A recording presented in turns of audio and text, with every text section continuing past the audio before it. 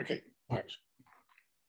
So, streaming is on. I formally declare this meeting of the Audit and Governance Committee open. We've had we've had no apologies, and everybody is present. Are there any declarations of interest that any member wishes to make? No. Thank you. I have a few announcements. We were expecting at this meeting the final version of the 2021 accounts and the annual governance statement. But you'll remember at our last meeting that the external auditors were waiting to receive the actuaries' report on the final pension balances. Since then, we've been informed by the external auditor that as a result of commentary by regulatory bodies to other audit firms, the auditor needs to update their procedures around the verification of data. The EY partner who is now responsible for the CPCA has advised us that this, due to their requirement for additional audit evidence, they could not provide assurance that they would be able to issue and sign an audit opinion by the date of this committee. Could I just finish what I was going to say? Thank you. Given the uncertainty of the audit position, I didn't feel it was appropriate that we should meet yet again to look at the accounts without having to delegate some authorities to the chair. So I took the decision to defer taking these accounts until the external audit work is finished, which will be at our next meeting. And that will also include the final approval of the annual governance statement after we've seen the comments from the auditors. Sorry, you had a question. Well, it's just that we finally approve our accounts this week in Cambridge, but we will do next week, I think. And I don't quite understand what EY is saying, because is there something extra that the combined authority is suffering with over what Cambridge City Council is suffering with? Thank you, Councillor Sargent. I spoke to Mark Hodgson yesterday to get an update from where EY are. So the issue was that we were just about to publish the papers when EY told us that there was this issue with FRC, and they needed to get their technical department to talk to the actuaries to understand what the actuaries' issues were, and for the technical department then to understand and to determine what additional procedures need to be done. So it was at that point there was a decision taken that Mark Hodgson from EY wasn't in a position to be able to guarantee that they would be able to sign off the audit. So that was the decision taken at the time. I've since spoken to Mark. They have now sorted out all of the issues raised by the FRC and with their technical department. Actually, now they have completed all of their work. So it turns out that they would have been in a position to sign the accounts off, but it wasn't certain at that time.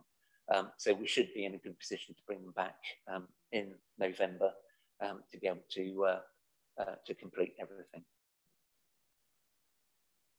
Thank you, John. My other point is as we got into for the first time in our previous civic year, one of our obligations is to look at the Constitution and the annual Constitution review. And that time is approaching. And the advice I've been given is it would be useful if we had an informal Zoom session sometime in October, so we could be given an insight into the sorts of changes and amendments of the Constitution that we will need to consider at our next meeting. So, and we'll come out to members with some possible dates. And how long do you think a session would take? It would be an hour session online, just so that we're better prepared at the November meeting to conduct the business regarding the Constitution. Do I take it members are comfortable with that? We do. It would be We are looking for a good turnout for the informal session, but as it's going to be from wherever you do your Zooming, it shouldn't be too much of an imposition, I hope. Okay, that's all the announcements I had. We now go on to the minutes of the last meeting and the action log, which we are asked to approve. Are there any comments, or are we happy to approve? I take that with contempt. Sorry, David Brown. I know I wasn't there, but I did notice one typo in the minutes. It's on 11.5, I think, from memory. I did send it through in writing. It just needs to be corrected. Thank you, David, and thank you for your careful eye on these matters, which I value greatly.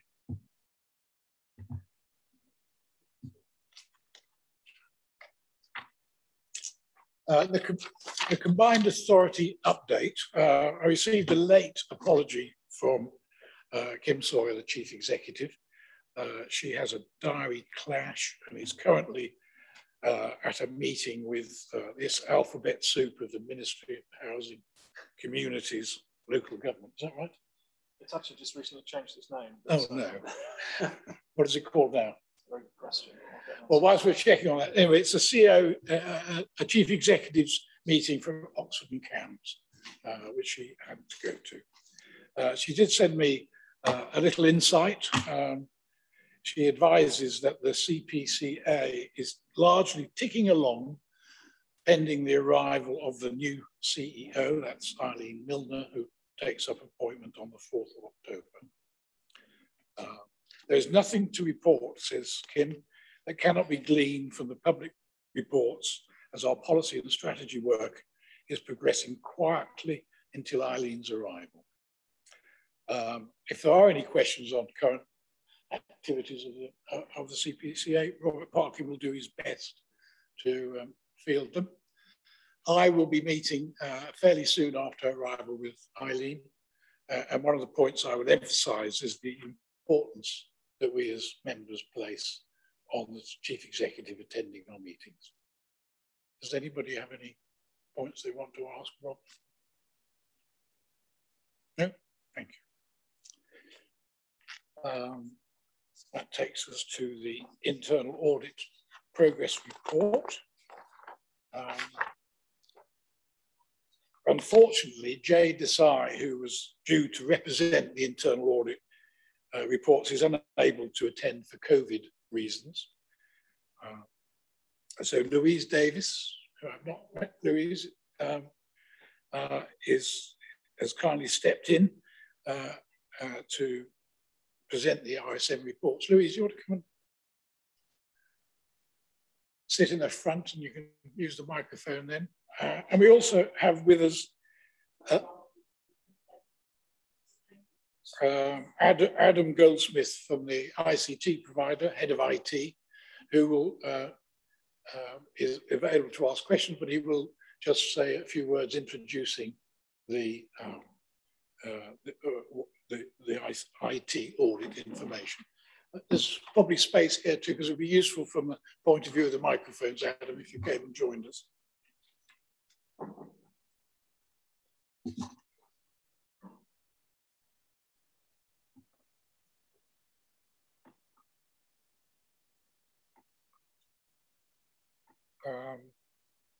Do you want to say anything, John, by way of introduction?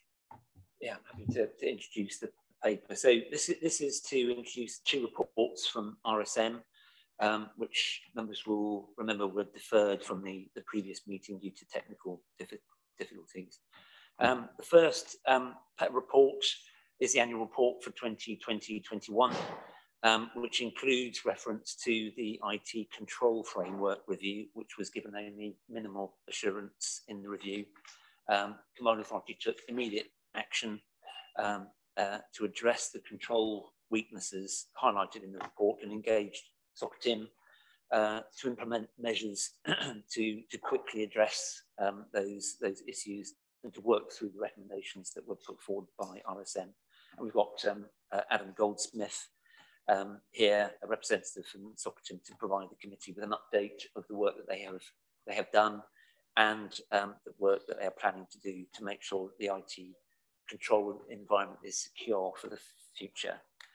Second report is an update report against the 2021-22 internal audit plan. We did receive a question in advance of the meeting to give a bit of clarification on the management concern that's prompted the payroll review, which wasn't on the original internal audit plan.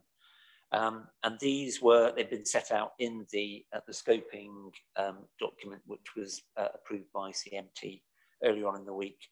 But there have been a number of recent payroll errors that have been identified, including calculation of pension contributions, which has led us to request RSM to review the current arrangements. We currently have payroll provided by an outside service provider. So we've asked them to look at each of the errors in more detail and to consider the agreement that we currently have with the payroll provider, and to consider whether we've got sufficient in-house capability to properly oversee and manage the service being provided. As I said, we've got Louise and Adam, who hopefully will be able to provide us with an update from RSM and an update on the IT work that Socratim have been doing. So from our perspective, the annual report is as was presented last time. I know there were some questions raised offline with Dan, and we have reflected the responses to those in our progress report under other matters. So in terms of the annual governance statement, we have suggested a further addition in relation to explaining that management actions have been agreed to address the minimal assurance opinion. So I hope that satisfies the queries that were raised on the back of the annual report. So in terms of the progress report here today, I think obviously the main review to be considered is the IT control framework review, which was given a minimal assurance opinion. The other reviews, the impact of COVID-19 on project delivery, had a reasonable assurance opinion, with some issues identified around completion of project initiation documents and issues with highlight report commentary, but overall a positive opinion with reasonable assurance. And the other review being a grants COVID-19 Emergency Active Travel Fund, where a final report has been issued, and we are satisfied with the sums that were paid over in relation to that grant. In terms of the timetable, it has been slightly refreshed, so there is a refreshed timetable for the year in these papers from the previous one seen, and we have also reflected on there the additional payroll review. I'm happy to take any questions, but obviously, given I'm standing in for Jay, I may need to go back to him if there are any detailed questions on these papers. Adam, do you want to say a few words on the IT audit before I open to the floor? Yeah, sure. So good morning. I'm Adam Goldsmith, Head of IT for Socratim and representing CPCA. We took over the IT support function in July of this year. We were presented with the RSM audit that highlighted some fundamental issues with the security and compliance of the IT platform. Since then, we've taken a number of measures to rectify and to solidify the security, one being endpoint security, and others being around the way that you manage your data estates. So we can now run full reports against activities on particular users, rather than just it being a pot of audits with no real meaning. Moving forward, we are looking at the policies and procedures behind the IT function. The reason for this is, if we were to depart as an IT function, could another provider come in and pick off where we left off? And the answer is no, not at the moment. So we are taking steps to document all the policies and procedures related to that. Some are legally binding around acceptable usage, fair usage, device agreements, damaged device agreements, and some around the GDPR impacts that IT obviously cover.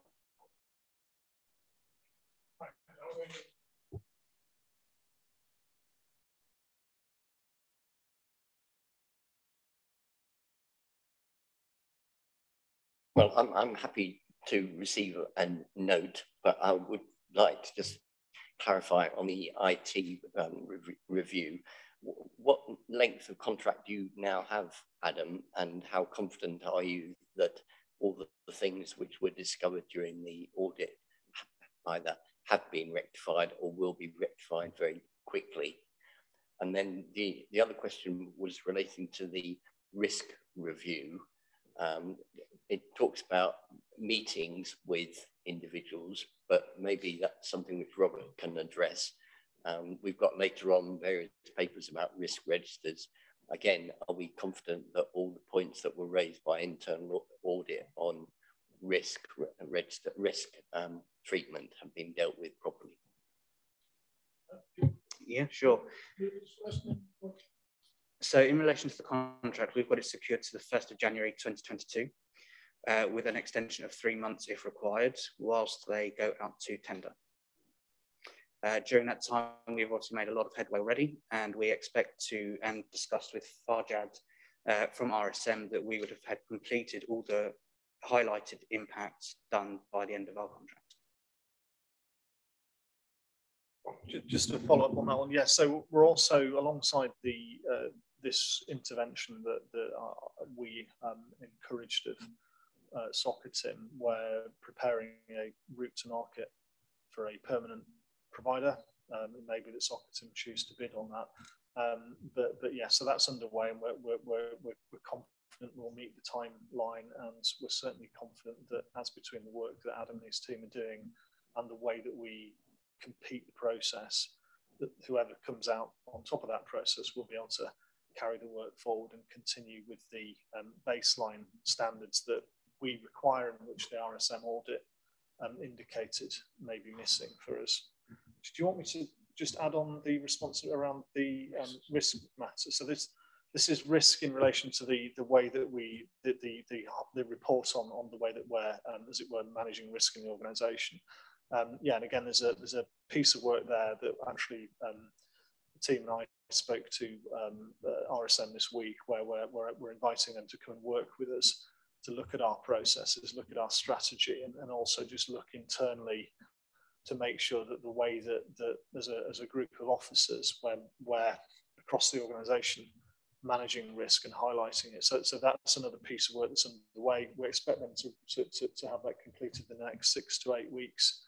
And any changes to practice for the organisation will be discussed with the new chief executive and the directors, and correspondingly any changes and updates to the strategy this committee will see.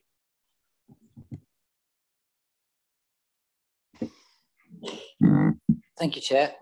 Just a slight concern that it's taken an internal audit to pick up these risks with the IT controls. Is the IT team or department checking these things regularly through checks and balances, or is this something that is outside your initial scope? Yeah, so I'll answer that. So we don't have an internal IT team. We're a small organisation, and the entire service is, as it were, commissioned, but they are, as it were, internal. John and I, early discussions, actually considered it was a good thing to invite RSM to look at IT. I came into the organisation about 18 months ago and had a sense that actually we needed a set of expert eyes to look at what we had and to tell us where we may have things missing, and that was a part of a piece of work. There was also another piece of work to look at our IT arrangements. So we twin tracked it, but didn't, took an unflinching approach and thought, actually, we need to have auditors here to make sure we're doing things fully, and that's taken us, I think, forward quite considerably. So yeah, we don't have the internal provision, which is why we took the view that actually we needed external expertise on this, and that's taken us to this. And actually, as we move forward to having a permanent IT provider, we'll be thinking about what internal versus external support we need to have that really fits the organisation and the need for proper expertise. Because I think the problem with an organisation of 100 or so staff, it's quite a fragile model that says you have a single IT expert, because for various reasons doesn't necessarily have the resilience. So yeah, hopefully there's an answer in there. Thank you, Rob. And I did encourage, as I always encourage, that I think executives should use the resources of internal audit to shine a light on those areas they're slightly uncomfortable with. So this one, the advice worked. So nothing to do with me. Mike Sargent. Thanks, John. So if I can just start with the internal audit first. I'm still concerned, this is on page 18, at 2.5, where it paints a sort of middling picture of the situation here. And similarly on page 22, where there's a graphic which sort of indicates that we're sort of doing okay. But because IT is such a crucial part of the operation, I'm struggling to understand how something which underpins the whole operation perhaps would mean there's a middling performance. So if you've got one which is minimal assurance, can it on its own in effect say we've got minimal assurance for the company? So that's my first question. I mean, not all of these areas, of course, will be underpinning across the whole organisation.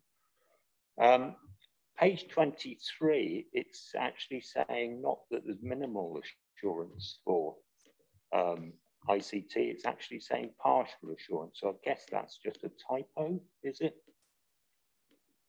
I don't think there's a different, it's sort of part of the narrative, which says we've got 4 which are okay, and we've got 1 that's partial. I think it should say minimal on there.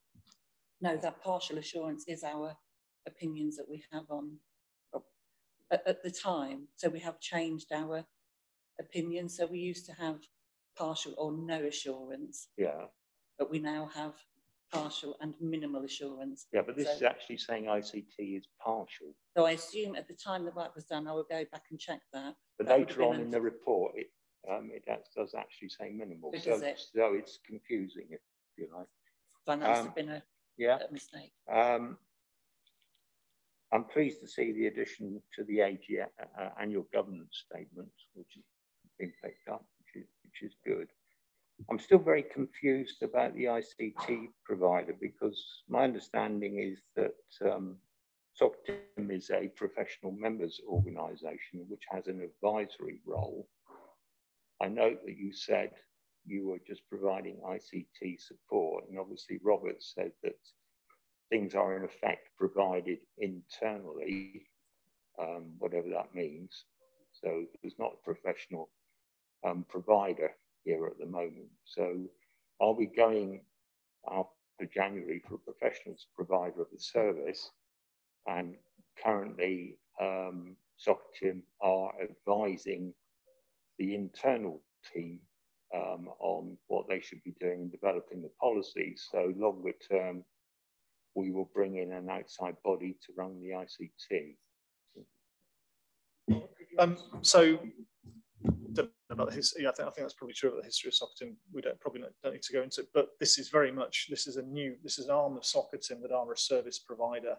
They're not here sort of telling us from the background how things could be. They're directly providing the service, and that's certainly something that we have great confidence in, having appointed them and seeing it underway and following the process. It may be that it'll be an open process. It may be that they're successful and it is them, but they are very much a provider. Just back onto the content of this report. Yes, I think it needs to be caveated, the items around ICT, that RSM have yet to carry out the follow-up formal review, which would indicate the positive things that Adam is talking about and I'm trusting are being delivered as to that raised security standard. So I'm fully confident that a future report from RSM will change the contents of this audit, but as you see it now, they haven't had the formal opportunity to conduct that evidence-based review and report it into this committee. When will this review be follow-up? So I spoke to RSM this week, and they've advised to re-audit in the new fiscal year, which whenever CPCA's fiscal year starts, that's when we'll be re-audited. So John, I had 2 questions really. One was really on the overall on page 18, which, as I say, paints a middling picture. So if there is an overarching service, if you like, such as ICT, could that actually trump all the good performance elsewhere? And are we accepting my amendment on page 23?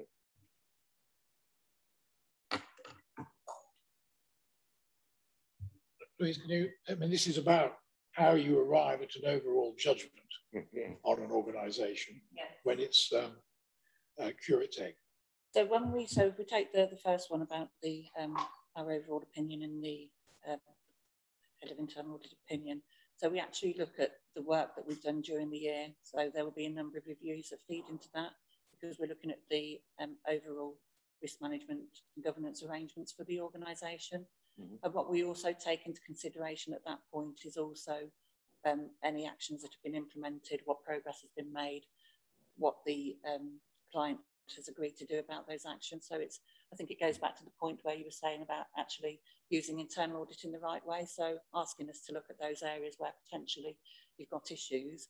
For us, the important thing is, can we see that you're addressing those issues and that you've got a clear plan of action in? And that will be considered when Dan is formulating his head of internal audit opinion. So he would have taken that into consideration. So just because you have one or two partial or minimal assurance opinions doesn't mean that will have a negative impact on your head of internal audit opinion. It may do if we can see that the organisation isn't taking those actions seriously, or if there isn't a clear plan of action to address those. So that is what Dan will have taken into consideration when formulating his opinion.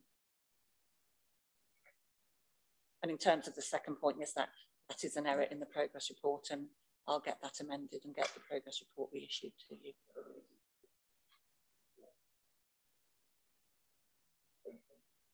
Page 23 is the progress report.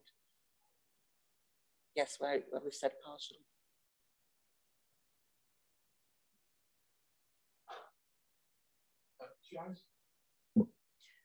Thank you, Chair. Probably a question for Robert, I assume. Looking at page 28, we've got this kind of traffic light system starting from green, which is, I assume, very good, all the way down to red, which is in the danger zone.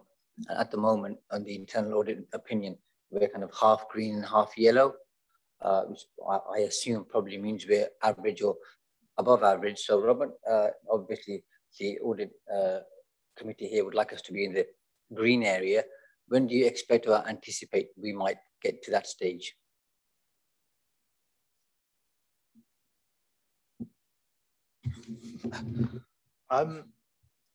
Obviously, as soon as possible. I can't answer that directly. If John's got any thoughts in response to that, I'm sorry, John, to just get you thinking about that whilst I'm just. Well, as you be aware, RSM have recently been appointed, and what their initial approach was to create a risk-based plan. So they've been through all of our risk registers, highlighted the key areas, had discussions with members of staff and the Audit and Governance Committee as well, to target areas where there is the greatest risk to the organisation. So they are working through that plan and highlighting as other things as they become apparent, shining the light on potential concerns. So we have raised, we've asked for them to fast track some reviews, such as IT. We've asked them to look at other specific things which weren't originally on the plan, like payroll. So we're kind of working through that as a journey. So the work won't be, it will never be completed, because we will always need to review the risks that are up and coming and ask RSM to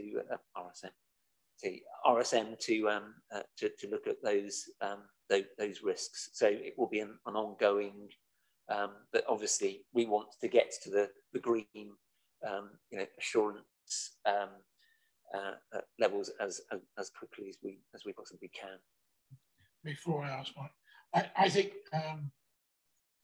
I was on the audit committee of one organisation which was always in the green, and that left me more uncomfortable than being where we are now. And I think we have to remember that this is a very new organisation. And in the insurances we receive. It's the openness and the clarity in which the curate's eggs bits are made known to us, which it can be reassuring in itself. Mike. Taking us in a totally different direction. So on page 26, there's information in terms of what's going on elsewhere. But the internal audit team for Cambridge City, South Cambs and Huntingdonshire, for instance, does have an advisory role as well. So it's particularly used when there are changes going in the organisation. So instead of coming along once things are up and running, if you like, they sort of work alongside the delivery teams to give advice as a sounding board in various other ways, so that as processes and procedures are developed, rather than waiting for them to be put in place and then review them, they are there as well. So it's a question really to the combined authority, whether they are needing to ask RSM or whoever to provide that advisory role as well. And I think it's particularly important in a relatively new organisation, but also an evolving organisation. So obviously I bring up the issue of becoming more operational, for instance. And I wonder if it's a good idea for us to look at having RSM or whoever supporting us as we change our systems and develop. Yeah, I think John's going to jump in as well. That makes complete sense, and it's for me the point there is that if we are making operational changes to our operating model or organisation, then we need to be alongside or even in front of that, describing the systems of control and compliance that will sit around that activity. And that's obviously part of this committee's work in terms of advising this committee and officers.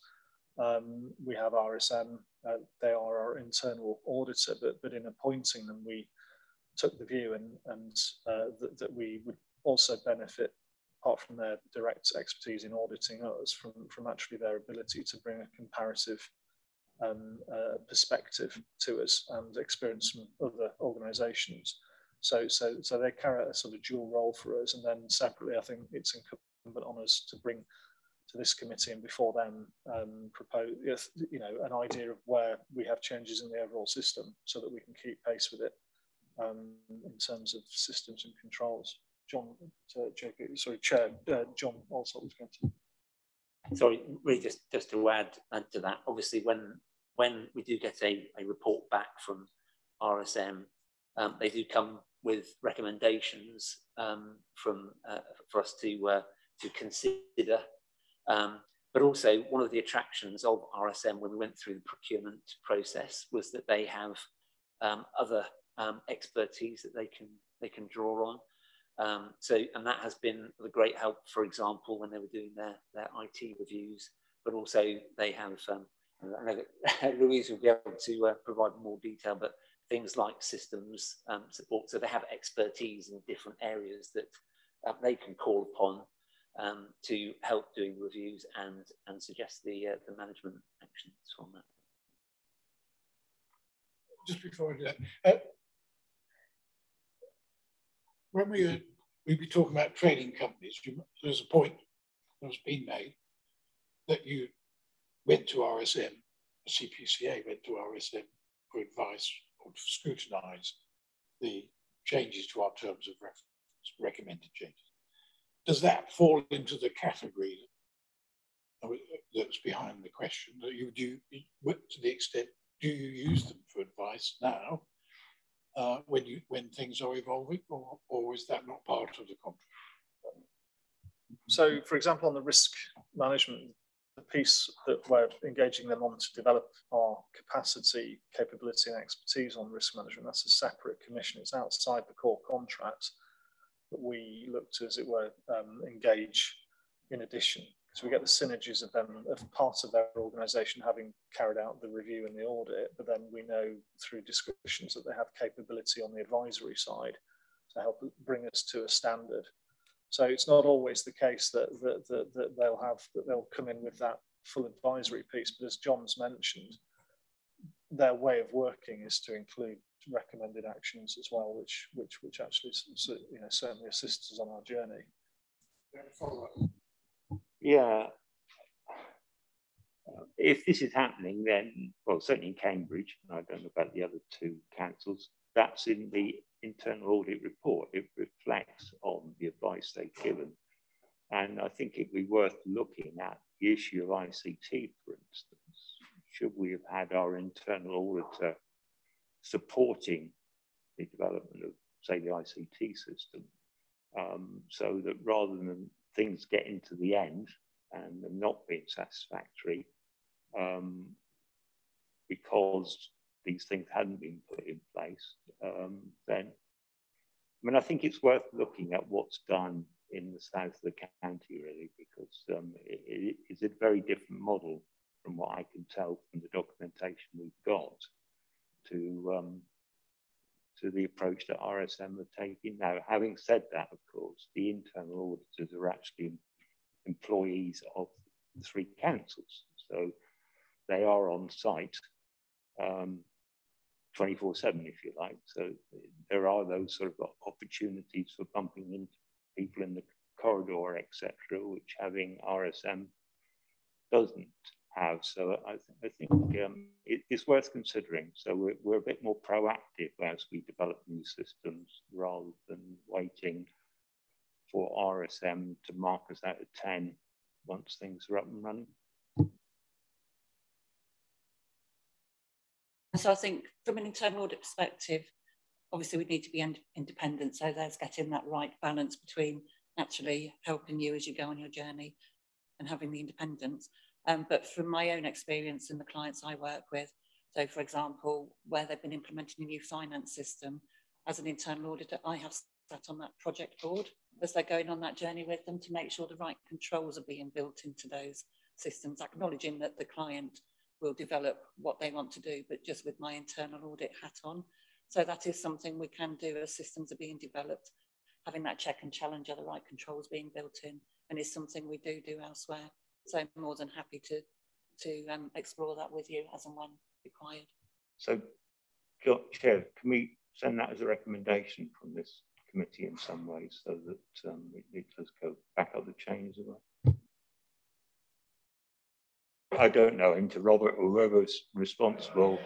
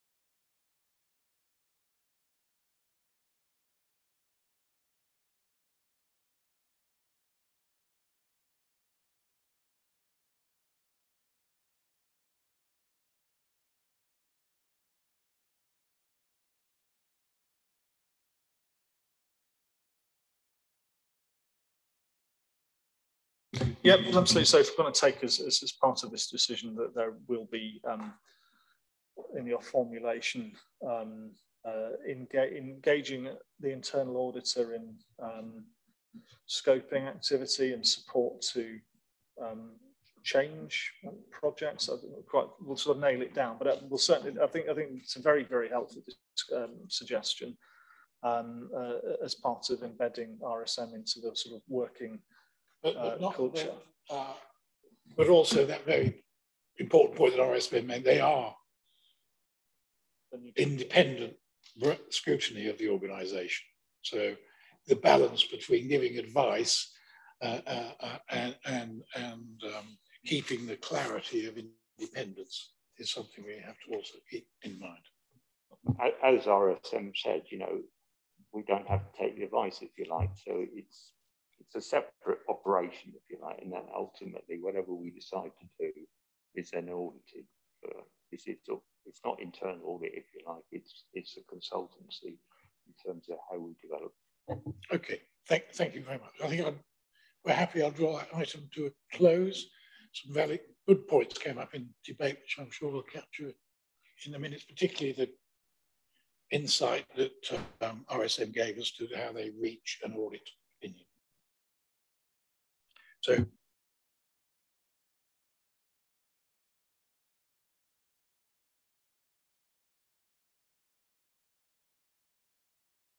our next item is the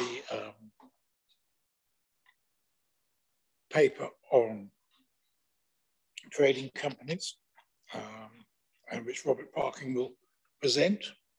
For the record, we could just note that we did have an informal session prior to this meeting so that we were better prepared for this new and important subject that we're looking at. And our task is to comment and recommend any changes and terms of reference of the committee in relation to trading companies with a combined authority. So, Robert, are you introducing? Yep, thank you, Chair. Members, following on from our development session, this paper is seeking to provide you with a draft set of terms of reference in relation to the review and assessment of the overall approach to trading companies in the context of audit and governance. The paper refers you at part 2 to the terms of reference for the committee, which is to review and scrutinise the authority's financial affairs, risk assessment, internal control and corporate governance arrangements, economy, efficiency and effectiveness with which resources are used, and making reports and recommendations to the Combined Authority Board in relation to those, and also an obligation around standards of conduct. So you're being presented with a paper which is inviting you to review a set of proposed terms of reference that seek to empower or describe this committee's role in looking over the arrangements that are in place for subsidiary companies of the Combined Authority. Slightly more complex picture than just an internal department, in that an external company has autonomy. It's a separate legal entity, and it is a shareholder function to insist, as it were, and to check upon the effectiveness of overall of a company's operation, whether it's delivering its mandate, whether it's being run effectively. So this committee is kind of operating at a remove in just looking over how these things are delivered. There is considerable value in this, however, even though it's operating at a slight remove, and reports that are referred to in the paper of the experience of local authorities indicates that there are significant benefits of committees such as this being satisfied as to the effectiveness of the overall arrangements. So happy to take any questions, Chair. Thank you.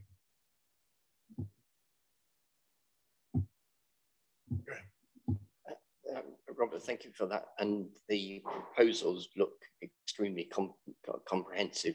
Just for my benefit, can you confirm that if we agree these terms of reference, they will be formally adopted by the individual companies and the board, such that they recognise the powers that we have to review these sort of elements? And we heard earlier about the importance of ensuring the board are made up of people with the right skills. I'm assuming that that's covered within one or other of these. And the final comment is, if the board decides to set up new companies, is that something which they require our approval to or comment on? would it be helpful for us to suggest areas that they should be considering having new companies in order to transfer the risk from the authority to a company or whatever they might be doing? So a few comments, but overall I'm in favour of the terms of reference as you've described them. So yeah, I mean, we're presenting these as a set of terms of reference for this committee to help describe to itself its role in relation to companies falling within the overall terms of reference of the committee. What we can do, of course, is present these terms of reference up to the Combined Authority Board to have them enshrined in the Constitution. The benefit of that would be, of course, that as shareholder, it then could take the follow-on action of, as it were, transmitting those obligations or having a compact that those obligations be respected by the companies. So I think there's benefit in adding that into this, actually. And I think there's an opportunity there if this committee is interested in developing it further to have in relation to this, and again, it would be subject because the Combined Authority Board function that's exercised, a role in reviewing the audit and governance arrangements of proposed companies. So those are all within the gift of this committee to seek to have resolved today. So that's that's actually to have these, as it were, hardwired into the Constitution, to go to the board, to involve the board in taking a view and supporting it, and thereby transmitting them onto the companies. Because otherwise, the way it would work is that you rely upon your, as a committee, power to make reports and recommendations to the board. And I think you'd be doing that in any instance, but it would follow on from specific reviews. So it may be that we want to sort of double, belt and braces it by sending it to the board, having it put into the Constitution, and then having something in there that says, in relation to proposed the establishment of companies, for the Audit and Governance Committee to comment upon the proposed internal arrangements.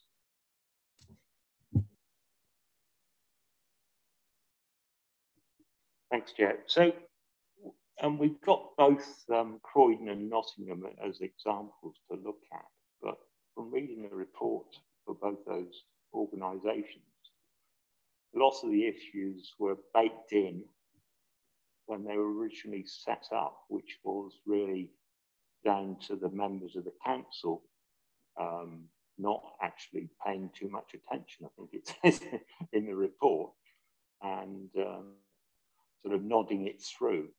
So we will have no role in terms of that stage, as far as I know, in how they're set up, for instance, and their procedures and all those sort of things. I'm not saying we have to pick up the pieces, but we have to cope with what's given. So I think there may be situations, perhaps none of our companies, but there may be situations where they've been set up in such a way that they can't actually deliver. So I'm interested in the examples that are being used, not necessarily helping us in understanding what the challenges are for us. And as a direct question, and we did talk this in the briefing session, so on the terms of reference 3.1, it says arrangements are in place in all shareholder agreements for reserved matters to be considered by the Combined Authority Board. So we certainly need, as we discussed earlier, a lot more information about those sort of matters. And when we start doing our work on these, so we fully understand what is in effect devolved to the operating or trading companies, and what the CPCA is responsible for. But I'm pleased that we're moving forward on this. It's something that's vexing me in Cambridge as well, as to how we do it. And I think all local authorities are looking very intently at how they handle this sort of thing. So thanks.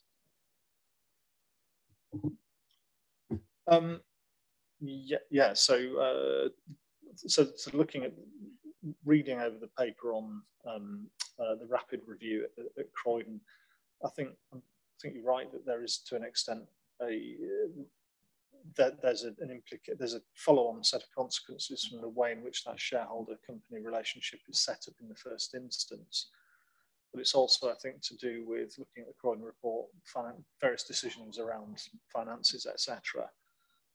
So there is a steady state role as well. And for me, you know, we could have spent a lot of time trying to really intricately describe the role of an audit committee in relation to a separated out company. I think that might have done a violence to the benefits, as it were, of discovering an effective relationship and doing so in sort of hand in hand with the way that the companies work, the way that the board wants to run things, but still benefit from a look in. And I think, as you also say on 3.1, yeah, the companies are all slightly different. They're all bespoke. They have slightly different control relationships. Some of them don't have a full internal audit function because they're, for example, at the moment not trading. So there is a journey to go on to sort of learn where they are and how things are developing. But it seems to me that having a core acceptance and understanding that this committee has a role in being satisfied as to the overall relationship just promotes good governance in general terms. And there may be very specific things that it comes out with as it goes through its work.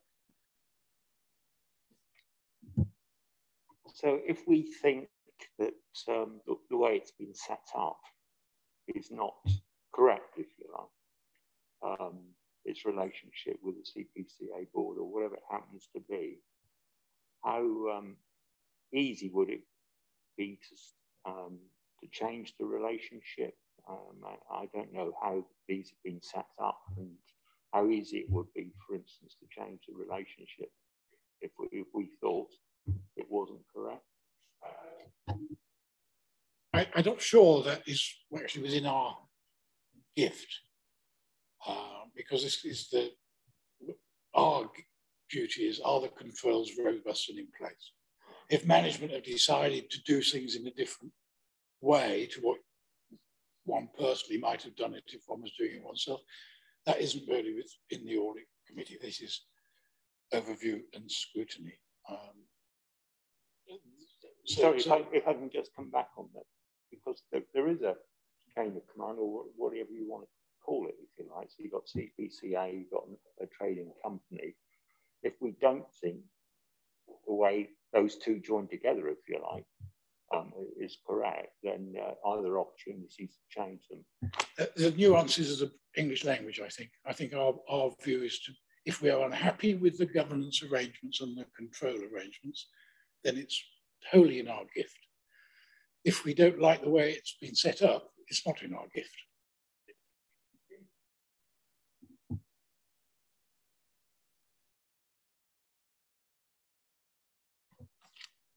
Thank you, Joan. I fully support the suggested terms of reference, coupled with the idea that's come from Graham and Robert about progressing this with the board and getting into the constitution. It does lead me on to a couple of other things, though. Not that it would fall into terms of reference, but we need to build into the work programme when we're actually going to look at the information that we're saying we need to look at. So we need to get that in the work programme. And just on Angle Holdings and Angle Developments East Limited, being the standing individual I am, I read the board papers, and it looks to me like the board is pulling out of affordable housing full stop, in actually being a provider of affordable housing, which then begs the question, do we still need, does the board think that there is still a need for Angle Developments East Limited? And if it doesn't, does it therefore still see the need for Angle Holdings Limited? Can we ask the board to consider that?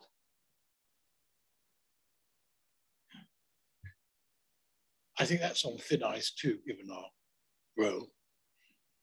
I don't think this is a territory that we should trespass in, given our central purpose. Notwithstanding any underlying logic to your comments. I've made my point. And I'll come back to what we do next in the work plan. Ian. Thank you.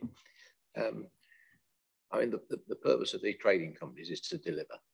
And as much as they're set up to protect the interests of the CPCA, they're also there to work with partners to make this so it works. And we mustn't interfere too much in the workings of the individual companies.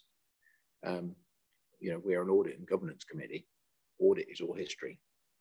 We meet 4 times a year. We're 3 months away. If we get reports coming into us that state that there is troubles ahead, then we have a duty to respond to that.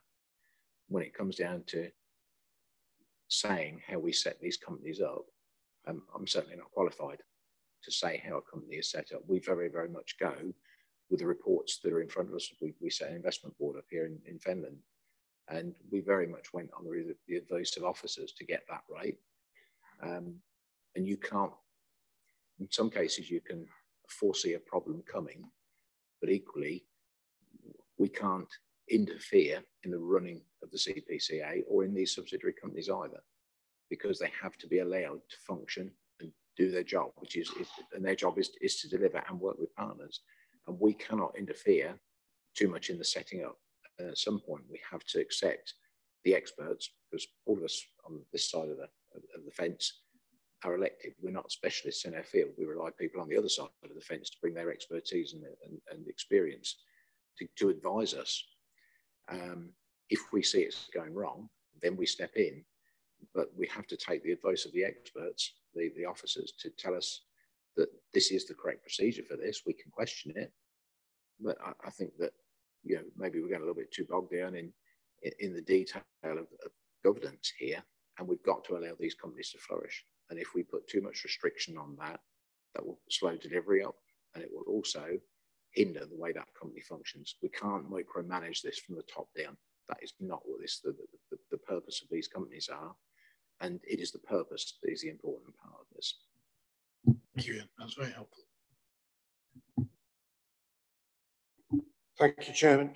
I'm a bit nervous about these terms of reference, because given our relationship with trading companies, we've got in these terms of reference to ensure the internal controls and risk management related blah, blah, blah, to ensure how we're going to do that.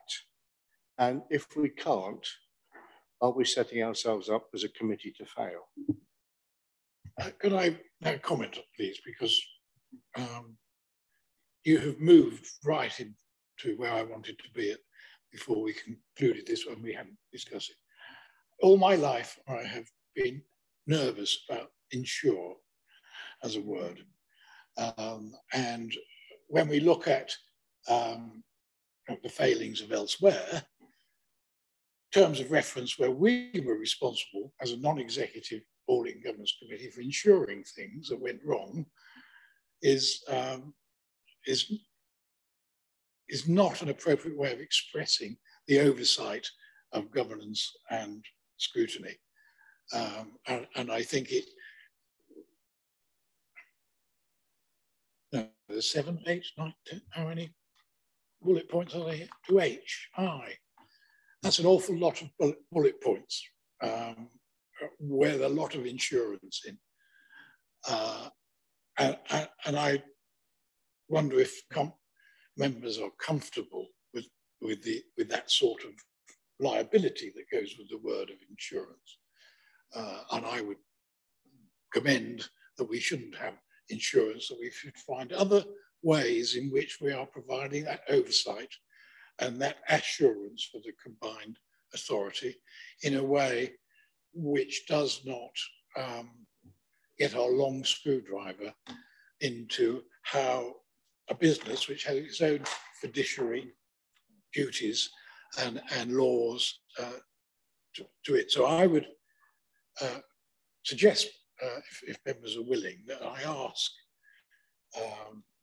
officers to relook at the wording and the number of points to see if we could have a better form of words which aligns with our function and doesn't cross-thread with others.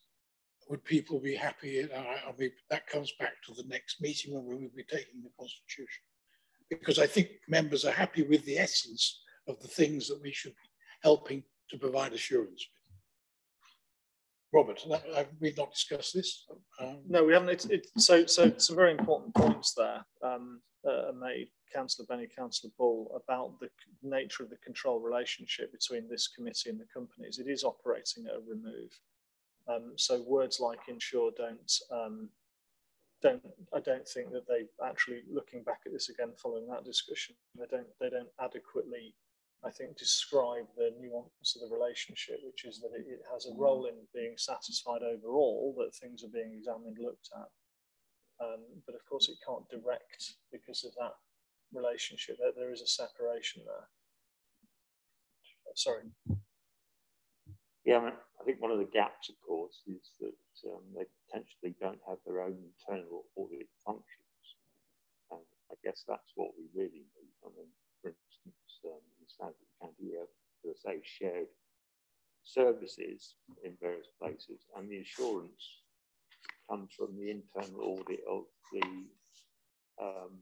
shared service.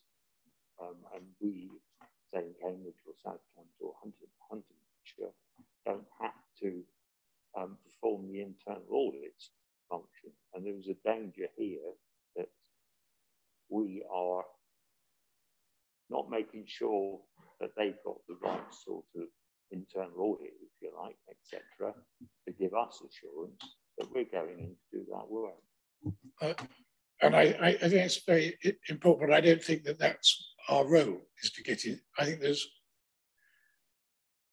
and I think we might need more advice on this because in one of my other parts of life, after at a certain threshold of turnover, there's a requirement for internal audit within a company.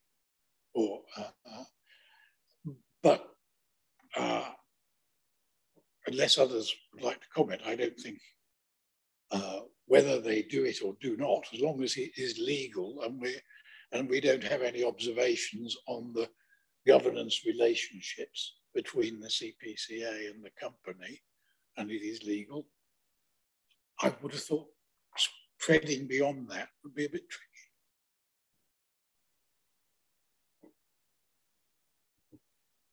Yeah, it's my perception is that this committee is in relation to the trading companies is almost arm's length, hands off, because anything we review or promote is to go to the CPCA board because they have ownership of the trading companies. And this committee is representation from the chief executive of the CPCA and receives the accounts of the CPCA, but will not receive any observations from executives of the trading companies or the trading companies' accounts. So I fail to see how we can therefore direct when we don't have information coming direct to ourselves. It will come via the CPCA board. And that causes me a bit of a concern, is that impression in my mind of arm's length, hands off. You're going to give input, but actually you're giving input to the board on what they can then do to the individual trading companies. Thank you, Tony. I think that's a very good description. It was. Yeah, thank you very much, Chair. You partly covered this, but I mean, if Robert could clarify this. I mean, I've had a limited company myself, and when your turnover goes over a certain amount, they have to have audited accounts. If they go over a certain size again, they have to be audited by external auditors as well. And we were told earlier this morning that some of the companies we've got are non-trading companies, and therefore they won't fall into the remit of having accounts that need to be audited internally or externally.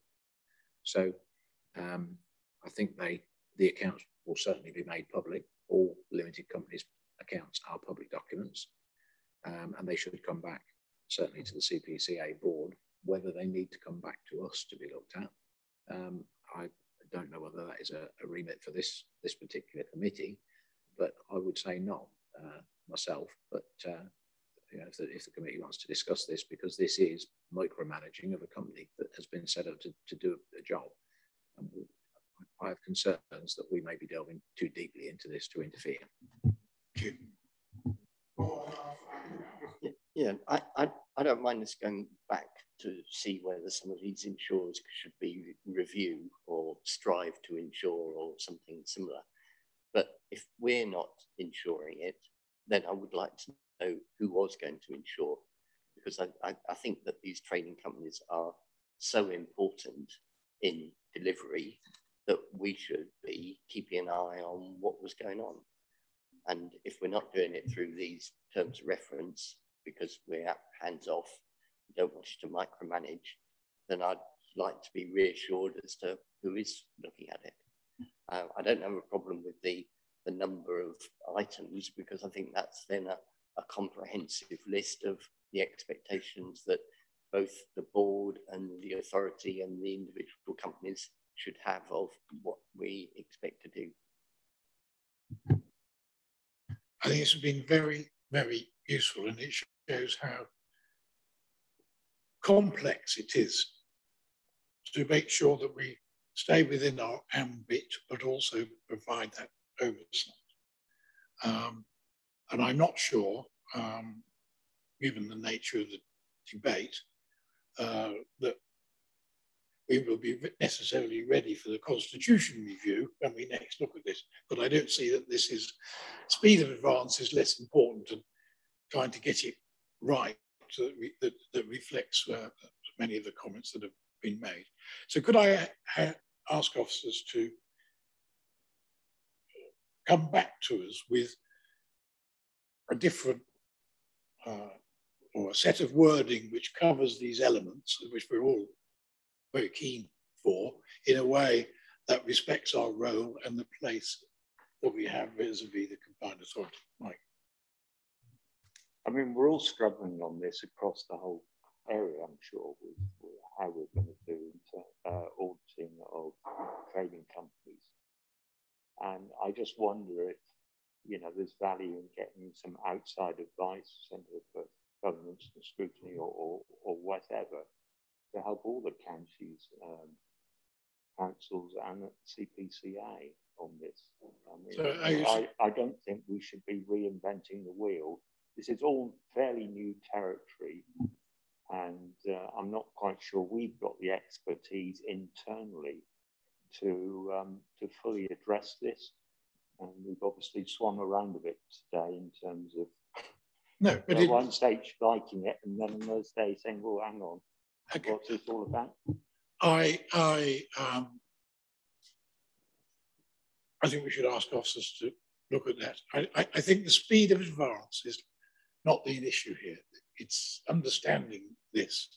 And I would ask you to come back to the next meeting, having perhaps reached out to some of the other constituent councils, to see there will be some value, either just by sharing experiences or whether a get together or some brainstorming type with advice would help.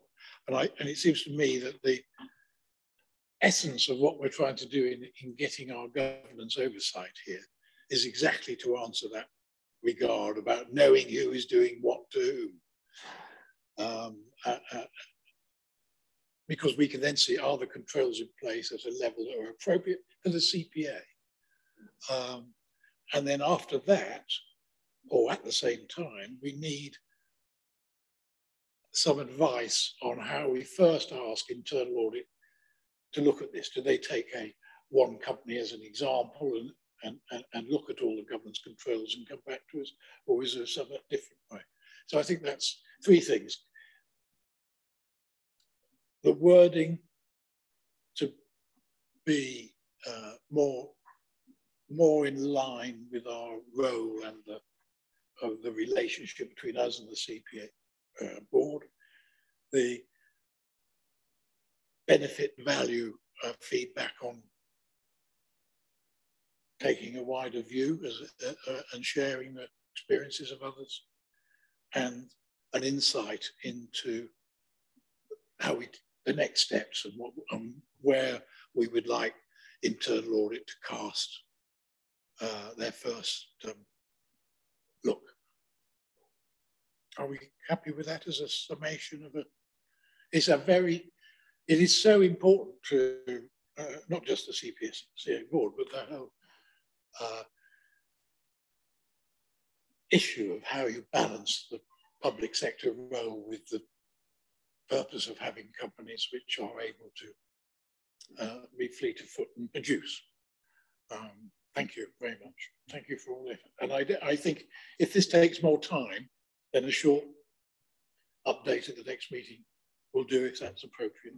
On the other hand, it would be nice if you could come back with some of those questions answered. Okay. Thanks very much.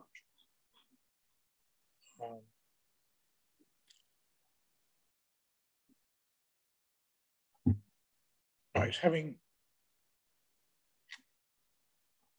given Robert Parkin all that to do, we're now going to look at the one CAM referral, which Robert will introduce, and we are going to be asked to consider, comment, and agree that the approach, and invite the internal auditor to undertake a review. Robert, yeah, so this is hopefully clear from the paper. Chair of the Board's committee was approached with a request that an audit review take place in relation to the decisions to date, such as they are to suspend activity on the OneCam project.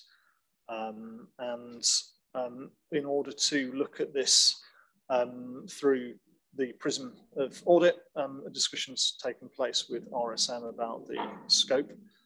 They have fed back to us with a description that's set out in the paper as to the scope, and we've worked with them on that. There's a description there about methodology as well, and this paper is inviting the committee to comment on that scope specifically, and then to invite the auditor to commence work. As we know at the moment, there isn't a formal process of reference set out in the Constitution. There's a later paper in this report that's looking to have one enshrined, but discussions have taken place with the chair, who was minded to allow that this be looked at by the internal auditor. Chair.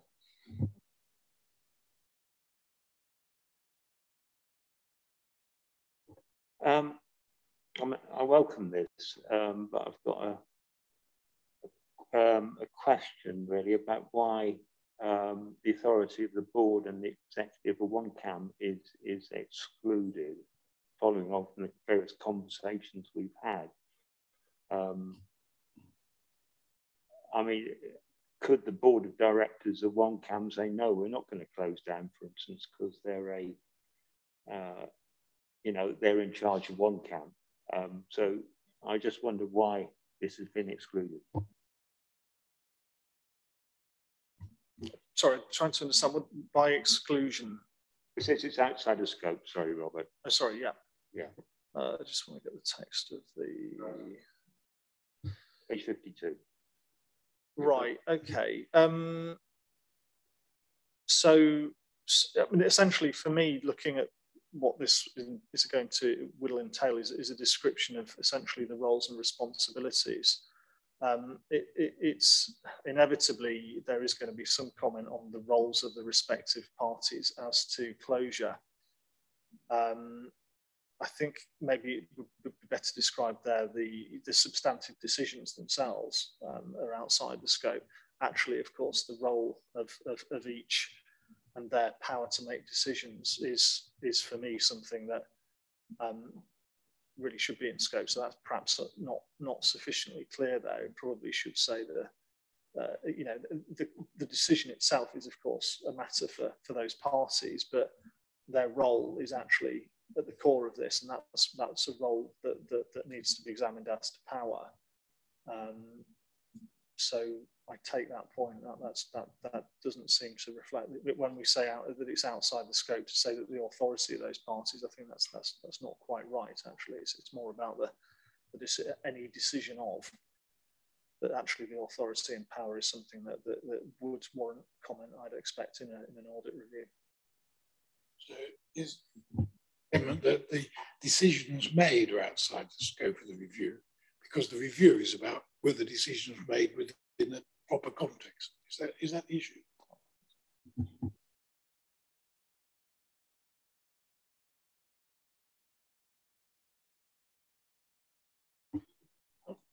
Yeah, I mean, I don't have any objection to this review going ahead. I mean, I can only recall with the previous mayor that there were occasions when he made decisions independent of the board because he had the competent authority that was detailed within the context of the CPCA to make those decisions independently.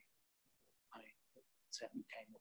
Thank you. And I mean, I think this is what this is all about. Was it, whatever the decisions were they made in a competent way? When the one other occasion this committee has asked for work to be done, that was 2 or 3 years ago, that was the question, was it proper in the terms of the mandate and the law, not about whether it was wise. Yeah, thank you, Chair. 2 questions. One, I don't understand the 3rd bullet of the terms of reference about, is there any spending commitment from the combined authority itself on the CAM programme, or has it all been directed through One CAM Limited? I don't understand this, what significance of that is, and maybe what we should be trying to understand is how much money has been, in quotes, wasted by the abortive expenditure to date. And I don't think that's covered. And then the second question is, what's the timescale for this review? Because clearly that needs potentially to feed into the review of the Constitution. Thank you.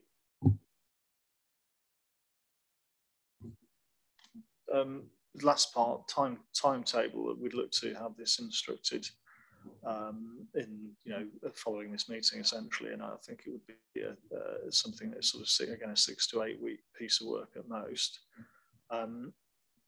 Decisions as to a report on expenditure, I think they probably need to reflect on whether that's something better for overview and scrutiny rather than this committee, but I'll leave that to the chair to lead on. As the point on spending from the combined authority itself, well, the combined authority is well, I don't want to get too much into the substance of it, but essentially the combined authority is the shareholder and has provided the funds. So I guess that question is looking at whether there are certain things that the combined authority contracted and then One CAM paid combined authority for rather than directly outwards, and that's not an unusual arrangement.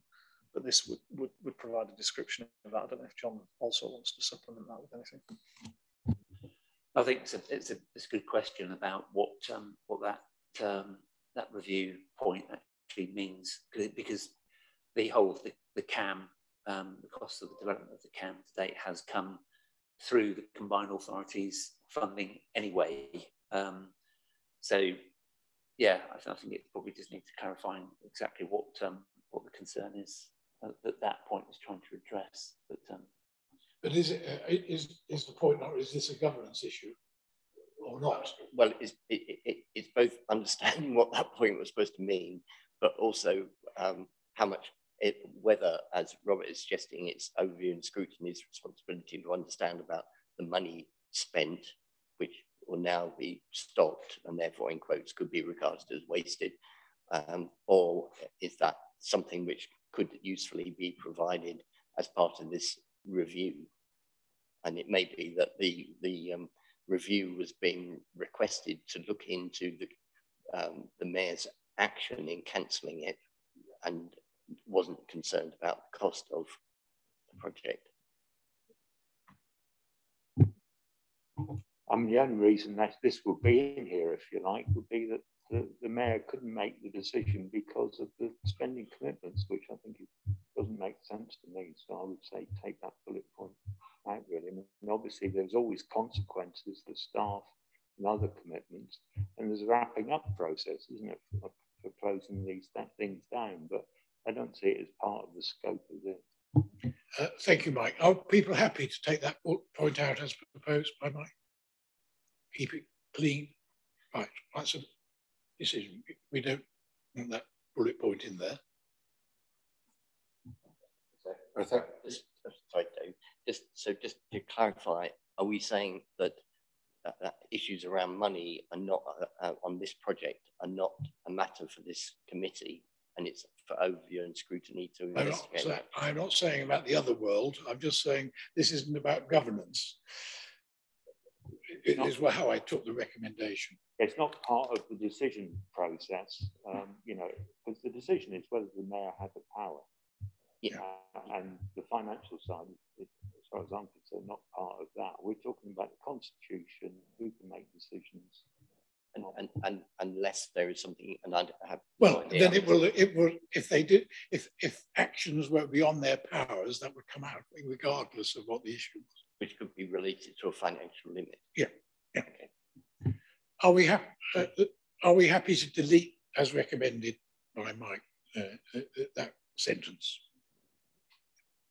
and that we ask officers just to the exclusion bit is about the decisions, not about the authorities, because it's the exercise of authority within the governance framework which we're interested in. I mean, on that basis, are we happy to proceed without delay?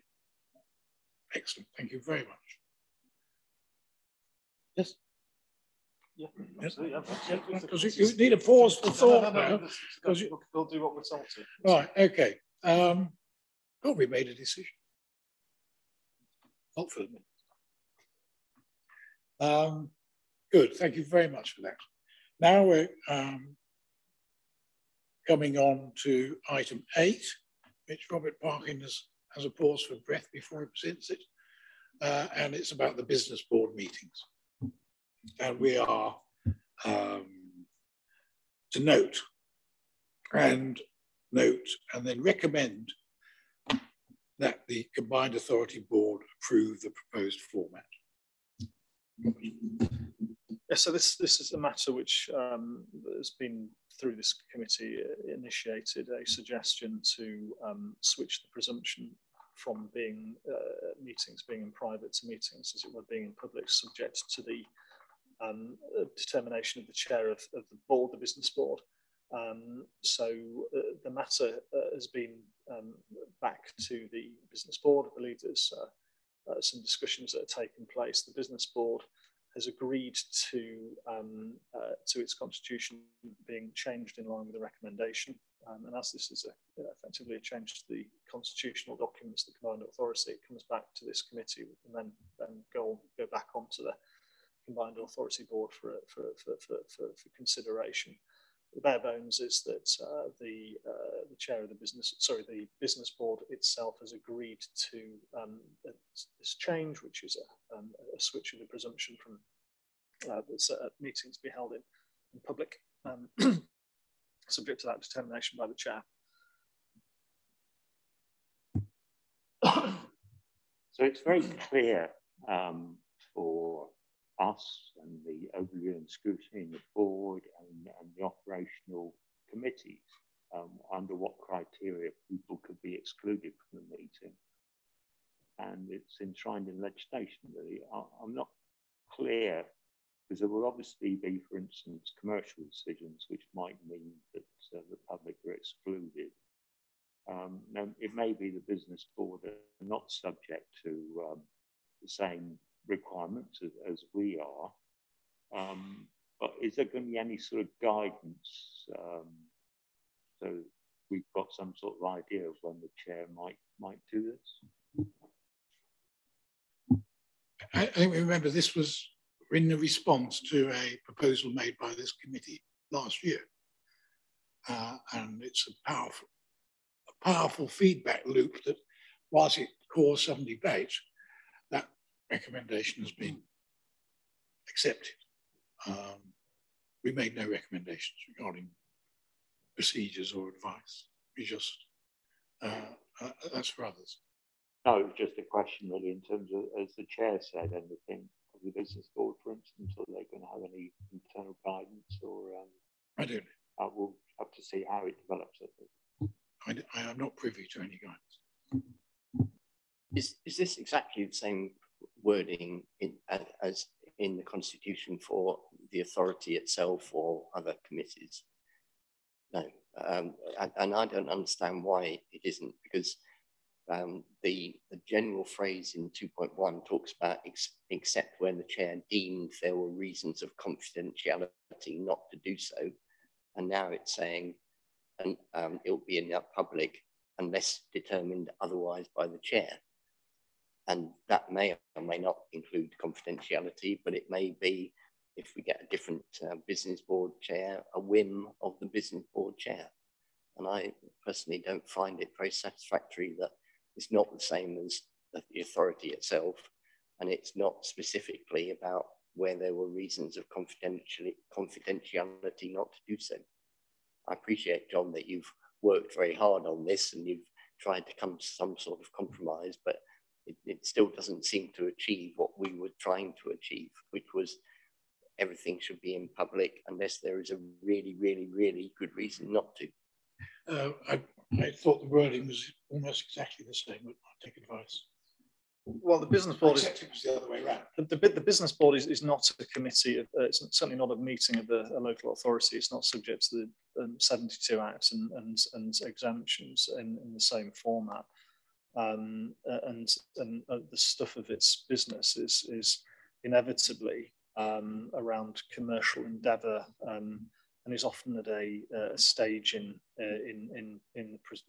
for example, projects and endeavour wherein sensitivity and commercial sensitivity is an imperative and a justifiable one to observe.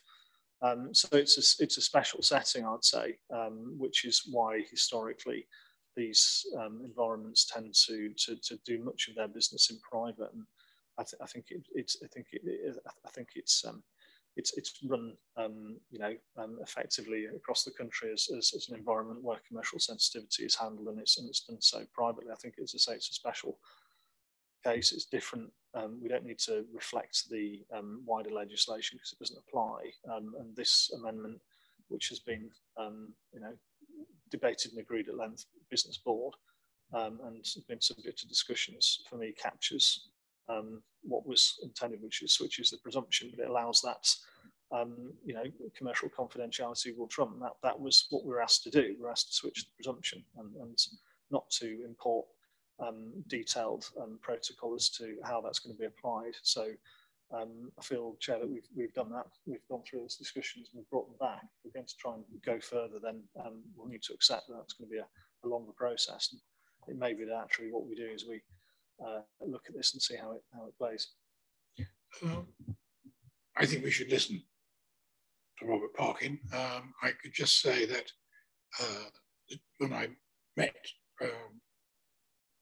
over coffee with the chair of the business board, he was quite open about anybody from this committee wishing to go and attend a meeting. And I am personally pleased that the business board was able to come to the decision that it's come. And I think where we are at the moment is probably an appropriate place, unless in future more concerns are raised.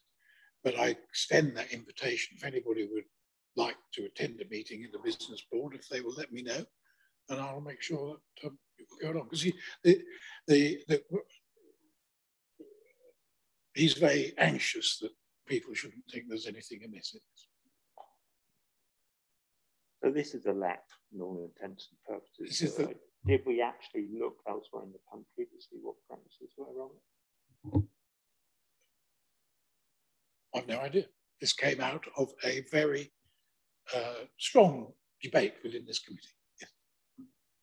Thank you, Jim. Yeah, I mean, what goes on elsewhere, this was what this committee asked the business board to consider, and CPCA board to consider.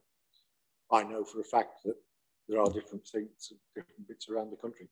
Some labs meet entirely in private. It's standard practice that anything that's commercial would be behind closed doors. I think they've responded to what we asked them to do, and let's move on.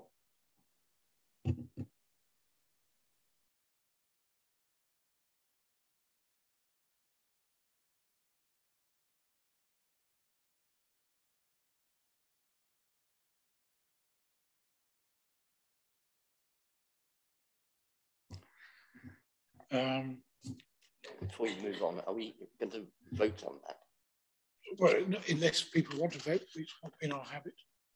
I'm afraid I would like to vote against it. Okay, well then we will have a vote, please. Those in favour? Those against?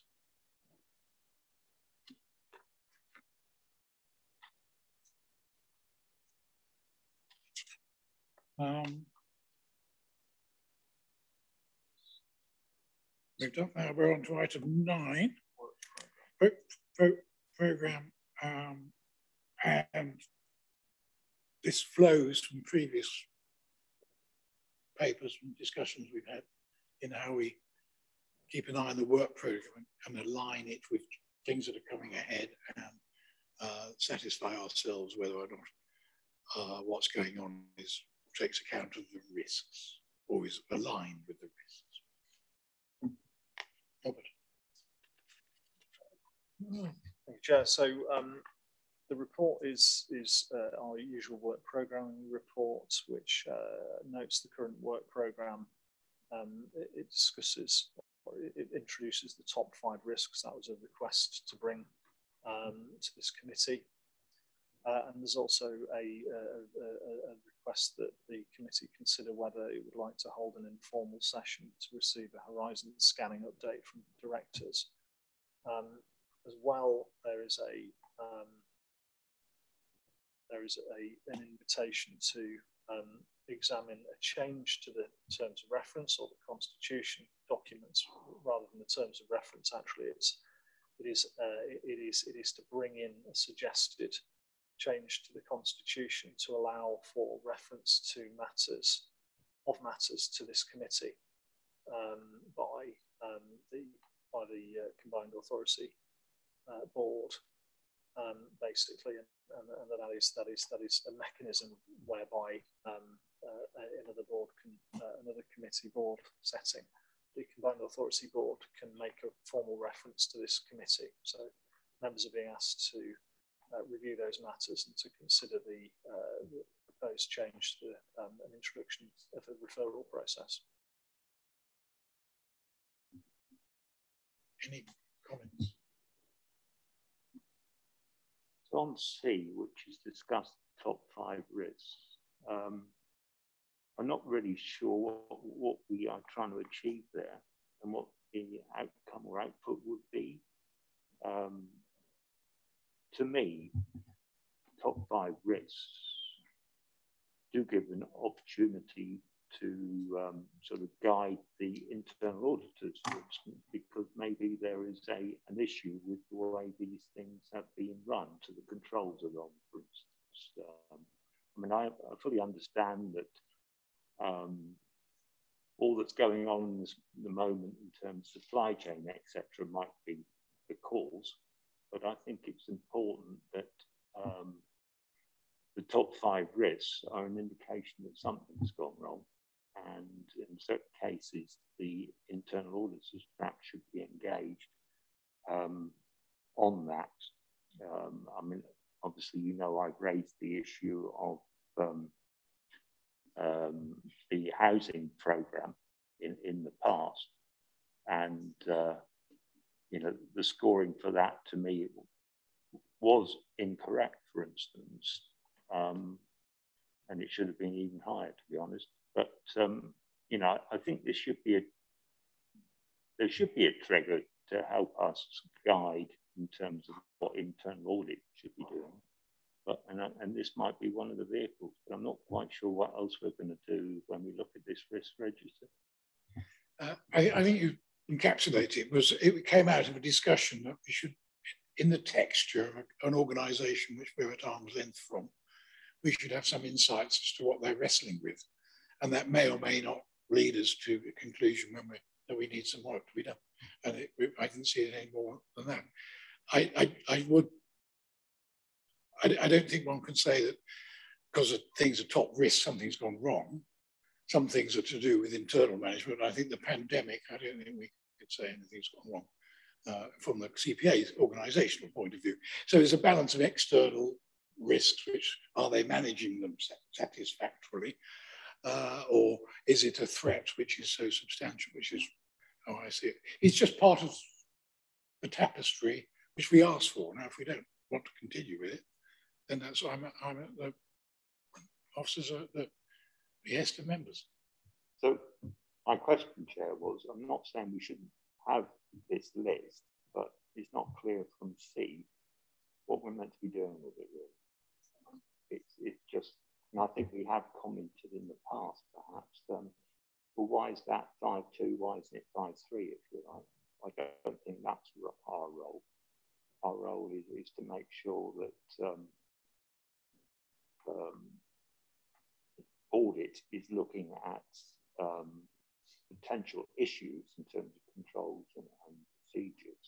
And this may be one way to help guide us, because we have talked in the past about the fact that we're not very close to how the combined authority works. So it is very difficult for us to judge where resources should be put. I think that's exactly right. I saw this coming out of a wish to give us another way of looking into the prison. And if we find after a while it's not helpful, members, perhaps we can remove it. But this is the first time we've done this, I think.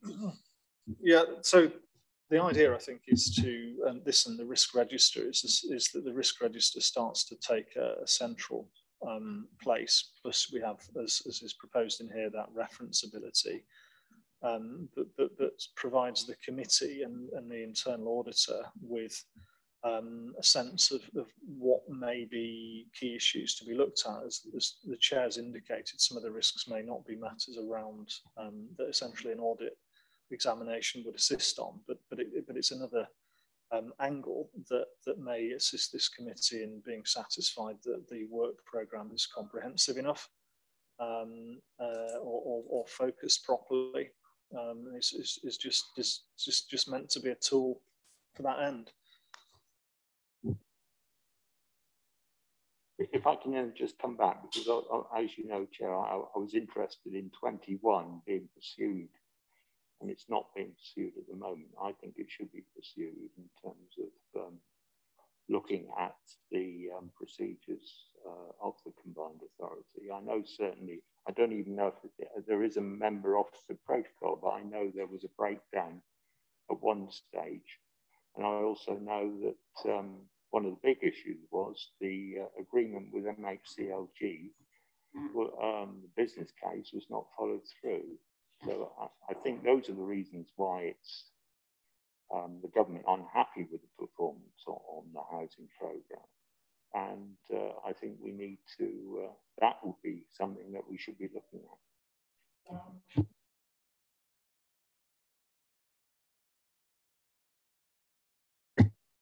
I mean, you and I have discussed this offline when we first met each other. And this is a question of whether the process is right or was the decision-making wrong. And my interpretation of it is that this is still developing, but it was more about the decision-making than the governance. But all members are able to put forward suggestions to colleagues if they would like this moved up the agenda. I think it would best, though, to do that when we got it in a context like the horizon scanning meeting, or when we are formally reviewing the internal audit work plan. So there is, just to supplement that, obviously earlier on this agenda was a proposal to have that horizon scanning session with directors, and it may be that areas where more information is sought or further thinking is sought, that you could have that session and develop thoughts there.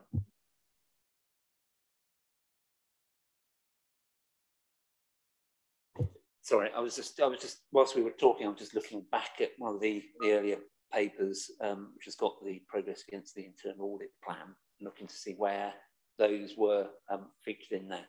I think there is possibly certainly there's the scope to review the audit plan in light of some of those emerging risks.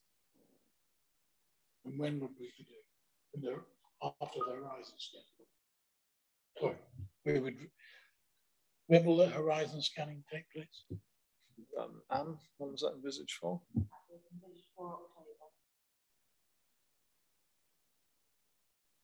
No, it can't be. Not meeting in October. Oh, is it going to be a special horizon scanning session? I lost sight of that. Do members know about this? So the recommendation in the report is that members asking them if they would like to hold an informal session, leave the horizon scanning update, which he agreed to that when he set it up. And that's what's before us today. I agree we should do horizon scanning. Personally, I prefer to do it face to face rather than virtually, because I think that's such an important thing. The Constitution being updated on matters about that and trying to understand it, I don't have a problem doing that virtually, but horizon scanning personally I think would be difficult. But do I take it as agreement that we should have a horizon scanning meeting with the directors, and this be a special session sometime in October subject to programming, and that the preference is to do it a real meeting? Or could we do a hybrid meeting? Well, the directors would be there, but the members could perhaps tune in for those who didn't want to be in the room, or couldn't be in the room. I'm trying to make this up as I go along. I prefer that approach, Chairman. Hybrid. With the directors. Because I'm not sure I agree with Graham that it needs to be done face to face, because if what we're getting in this horizon scanning document is directors presenting to us what they're saying. Are there any other views about format? I'm trying to gauge where we are. I would prefer a virtual meeting rather than a face-to-face one, just from a time management perspective, really. Others? I prefer face-to-face as well, Chairman. So, shall we encourage hybridity and ask the officers to arrange it as soon as we can get a reasonable membership? Because I know it's already good. It's important that we do these things, but trying to find spaces in the busy diaries of the members is a challenge. John, the 28th of October has already been suggested. I'll come back. That's about the Constitution. Couldn't we do both on the same time? Well, they're virtual, the 28th of October. It's the week of the 10th. Well, if we're going to do it as a hybrid. Okay. Let's just go back. You introduced, I was unaware, or had my mind had slipped on those dates at the bottom of this paper, the 28th week commencing the 28th of October for informal online session on the Constitution, about an hour, and a special meeting on the Constitution on the 12th of November. When I discussed it with officers this morning, provided we have a successful, and by that I mean a good turnout for an informal online session to open our minds to the issues for the Constitution, we should be able to deal with the business in our next programmed meeting. But I've also asked officers, last year we had a special meeting, and maybe my sense is wrong, but I've been reluctant to create special meeting days that weren't in the programme because of the councils having to manage their duties and responsibilities. So what I have asked is that if there's a feeling that for next year we need a full meeting devoted to the Constitution, it should go into the civic year planning at the beginning. So all that was intended by those dates is an informal session in the week commencing the 28th on the Constitution. And I think we'll stick with the hybridity, and can come out at the same time. And if the 28th, that week works, then we can do it. But I suspect that'll be more diaries to be knitted with the directors. It might take a bit longer to find a suitable date. I might be wrong, but I think we should give the latitude to officers to do it as soon as possible, but bearing in mind other pressures.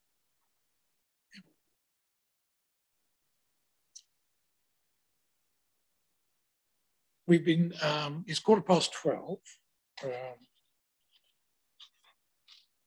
We've got 2 items to do. Do people want, we've been at it for 2 1/4 hours. Do we have a 5 minutes break, or would we just like to continue?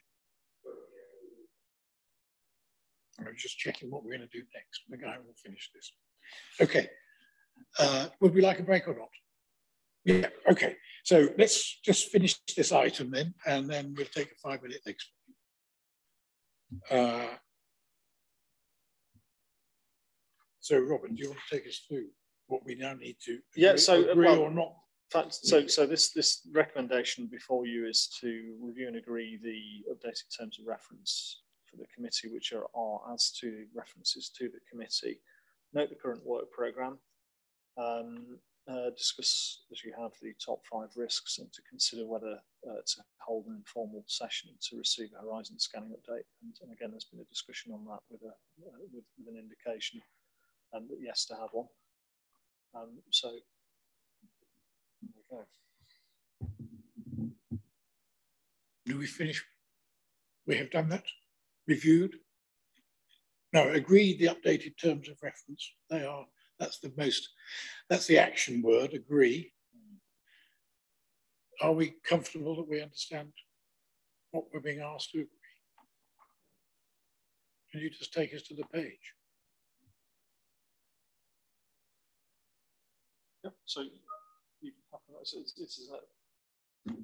it's appendix 1 to the document pack. Page number. Page number. Anna, you got the page number? 63. And are we happy with that, members?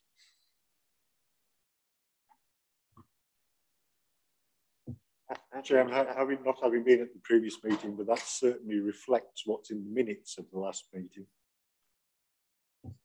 So I would say you've already agreed. Effectively, that's what was agreed last time. You just asked officers to put it in writing. So can I take it that we have agreed then with that proposed amendment? And we've done the other items. Thank you very much. So we'll have 5 minutes. Before we lose it, so I would like to request a matter is referred to the committee. So I don't know how I do this from this chain. Do I write to Robert or? But yeah, I think that a request to the monitoring officer with the reasons and the rationale. Okay. Thank you very much. It's so 20 past now, 5 minutes, 25 past.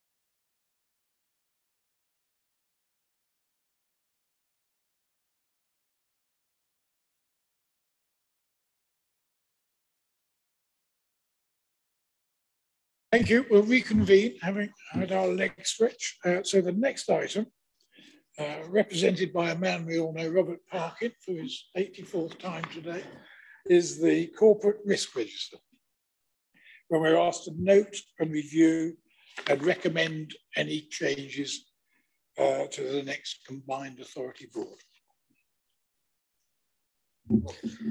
Yes, so this is a standing item, members coming back to the committee, which is our corporate risk register, and committees having it presented to them for comment, review, and the suggestion from committee of any additional commentary or changes.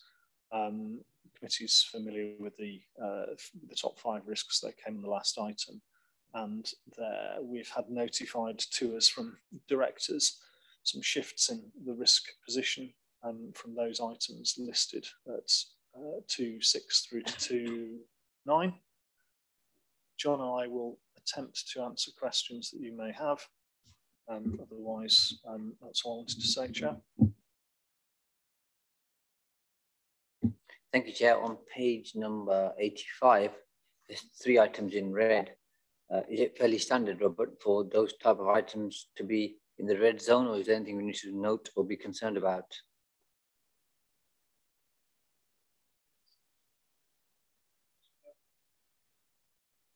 Item 1, 14, 16.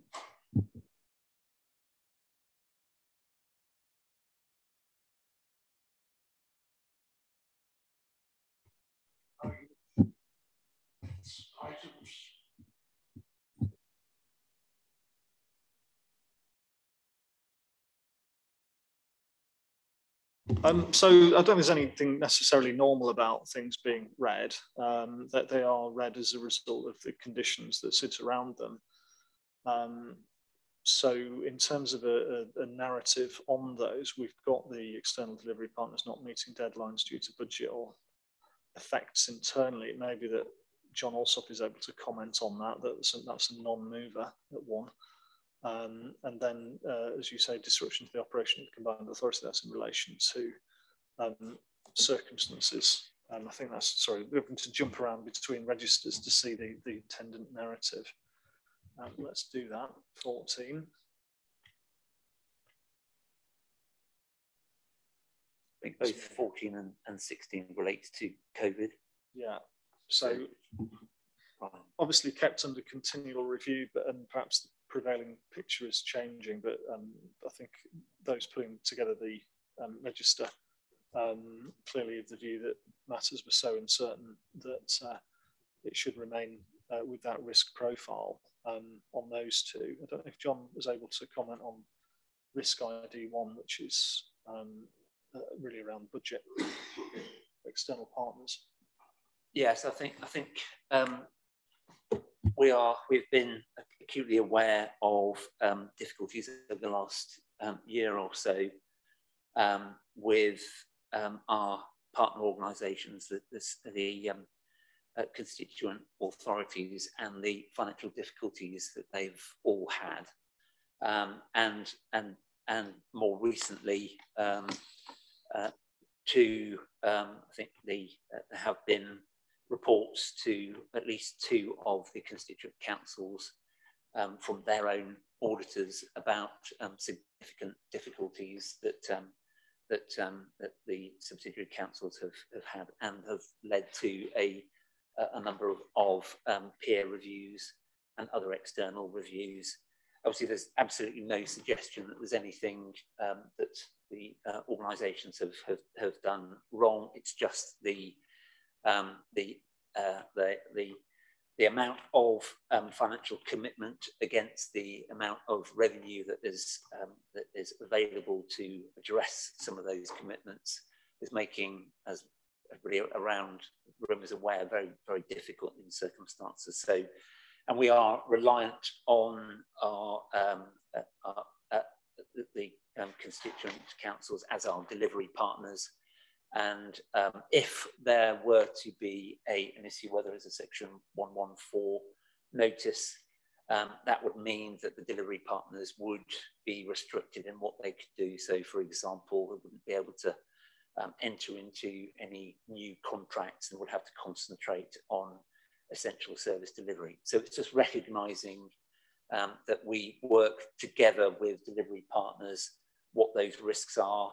They're largely outside of our control, but we need to be acutely aware of what those risks are, what our contractual commitments and joint commitments are with our partner organisations, and to be able to manage those. So I think it's right in this economic climate and with the situation that the constituent councils are in and our delivery partners, that we are, that is,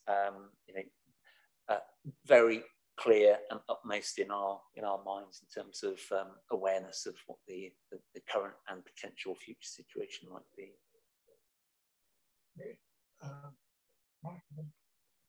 Yeah, I'm not quite sure why this is on our agenda,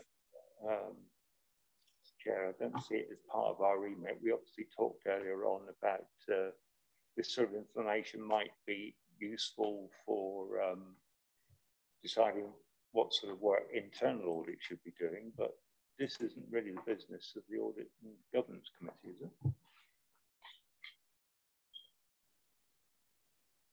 it? We have been looking at the corporate register and satisfying or not satisfying ourselves on the way the combined authority manages its risk as a governance process from the very beginning. And yeah, so John may want to come in on this. So within the functions of the Audit and Governance Committee are to review and assess the authority's risk management, among other items. And the approach of our internal auditor is to give centrality to the risk register as a tool for seeing how the organisation is. So it's considered to be relevant to this committee to review that regularly, to see where risks are, and to consider, as we've heard on the earlier item, whether to change any work programming, but also given this committee's role in assessing risk management, internal control and corporate governance, to therefore comment up to the board in relation to anything that they consider is noteworthy from the register itself. So Cambridge, we had changes to the way risk management is managed at our meeting this week, and I understand that will be perhaps the remit of this committee, but this report doesn't give me any information on how the processes work, if you like, who decides, etc. I suppose that's my concern as much as anything. Is that the processes of determining how the risk is understood and described? Robert, it's really the controls is what we should be looking for, and I'm not really getting a flavour from this report. All I can do, of course, is see the words and see the scores. I could answer that. I think it has not been our practice. I'm not even sure it's appropriate to look at the controls. It's to satisfy ourselves that risk management is alive. We review the policies from time to time. If we have concerns, we can ask people to look at the internal auditors to have a look at a particular aspect. And what you see before you today is our custom and practice, which has been developed over the first 4 years, and it continues to evolve. I think if you, I'm not sure we're competent to say what are the right controls in an operation environment. What we are competent to say is, are we satisfied that the combined authority is managing it, it's transparent, and that they are taking action. And that has been our practice in the past, and I'm familiar with the 4 audit committees I've sat on in my life, that this is the appropriate approach. Well, in which case it may or may not be appropriate for me to comment on the score then. there's a lot in the media about energy prices and difficulties in getting materials, partly due to lorry drivers, but partly just due to the general economic situation. Is it reasonable that some of these likelihood scores are or should be higher than they are, particularly the top three, which relate to the operation of the authority, delivery of objectives, and external delivery partners' ability? I think that is exactly our role. If we don't feel a risk is appearing, I mean, risk is a judgment in the end. I mean, you can do you expect the executive to do lots of sums to give it some calibration, but I've often worked, or always work on the basis: what I see on the top in the register as a top risk with an organisation is what I would expect, and if it's changing enough from what we sense, and I think if we have had in the past, and I think we should continue to do so, if we have a recommendation that we think do we think that in the example you've chosen that the Combined Authority Board needs to satisfy itself that the scoring is appropriate with the circumstances that are just going on? We have made those recommendations, and if you want to propose one, see if we go along with it. So your point, I take, was have the risks fully reflected the consequences of the disruption to supply chains. Is that? Well, I think that's a good recommendation to put to the Combined Authority Board, that when reviewing the register, they should satisfy themselves that it does that. Are we happy to make that as a recommendation? Good. It's a nuanced thing between looking at is the top level right, as opposed to the precision about however they decide to work it out, which I've always felt is outside our gift. Okay, anything else? Lovely. So we've noted it. I think we need to keep alive your point as to making sure that we're providing value by looking at the risk register regularly, as we do. And we have a recommendation, which I think is a good one. Thank you very much. Now, on a subject which I am less likely to find, because I always find it rather a challenge, we go to the last item on the agenda. Well, the last substantive item, which is the information governance update. It says Joanna Peake and Sue Hall. Sorry, Joanna, have we met before? No, we haven't. Okay, I saw your face at the back and wondered why you should be so interested in it.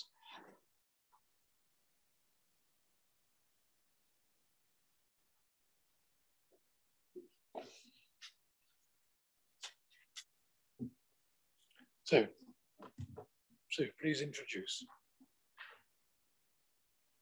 Sorry, Joanna.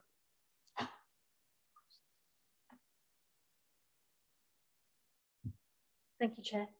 The recommendations before the committee today are to note the information governance update, note the data on corporate complaints and freedom of information requests, note the new GDPR policies and recommend to the CA board that it approves and adopts the policies, recommend the CA board delegate authority to the monitoring officer to make consequential amendments to the policies. By way of background, the committee was last updated in March when it was agreed that 6 monthly updates would be given to the committee. Since the last update, the new GDPR policies and forms have been created. These are shown in appendices 1 to 7. The author of these policies is a partner from Peterborough City Council. Officers have been asked to complete mandatory data protection training, and today is the final day for completing this training. We'll run a report after today and take a view.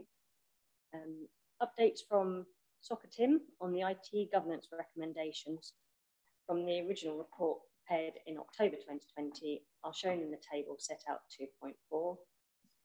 Within the report, there's also SOCATIM's recommendations for going forward.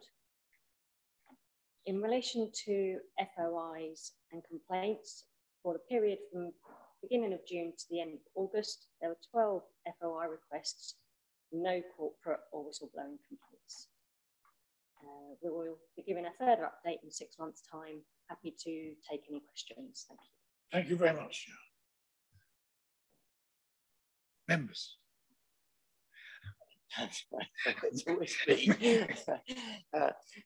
I think these are extremely useful. I love that if you only read this page, start here, I could cope with that. Some of them say this applies to anyone delivering a service on our behalf and includes partners. So one question is, to what extent are districts and county council and others signed up to this? And somewhere in it, and I can't immediately find it, it refers to service users. And I know Peterborough City Council, Cambridge City County Council refer to people that it provides a service to as a service user.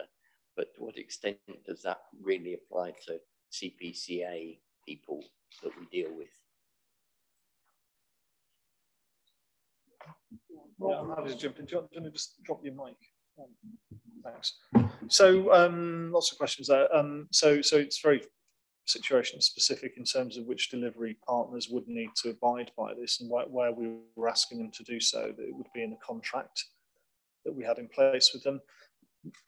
How many instances would they be actually processing data on our behalf? It's probably very minimal. Delivery partners, we're off when we deliver. It's often around infrastructure schemes, so personal and sensitive information isn't in terms of GDPR controls, isn't really the stuff of it. But that's the start position that we, on a policy level, expect where it's appropriate to have the appropriate agreement in place. Yeah, and staffing as part of the terms and conditions of the contract. Yeah, sorry, were there other questions as well? The other comment was about the quote set on service users and whether that's an applicable term in CPCA business or not. So it could, Chair, there is the context, for example, of passenger transport, bus services. There's clearly personal information, potentially sensitive personal information that would be processed by the CPCA. In relation to that, they would be the service users, and it's likely that they are what's called in the legislation data subjects.